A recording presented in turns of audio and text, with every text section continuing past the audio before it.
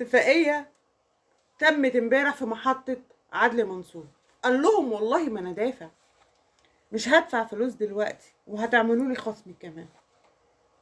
رئيسنا امبارح عبد الفتاح السيسي كان بيتفق على الخط السادس فين؟ في محطة عدلي منصور، وهو قاعد في المترو هو ونظيره الرئيس الفرنسي كانوا بيتفقوا على مشروع الخط السادس لمترو الأنفاق.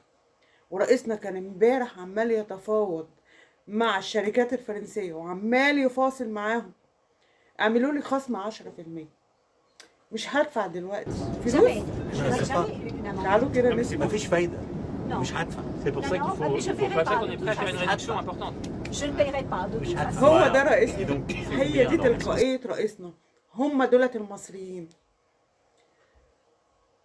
ذكائهم وحرفيتهم في التجارة وفي البيع وفي الشراء، عندهم حرفة مش موجودة في أي بلد.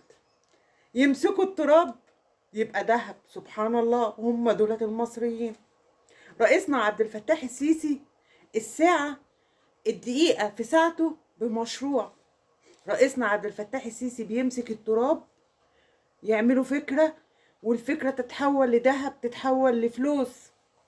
رئيسنا امبارح كان بيتفاوض على مشاريع ضخمة جدا في مصر، وايه كمان مش هدفع فلوس بس كان عاجبكم.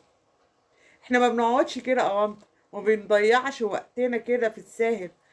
كل ثانية لازم تعدي علينا نكون انجزنا فيها مشاريع، مش مشروع واحد.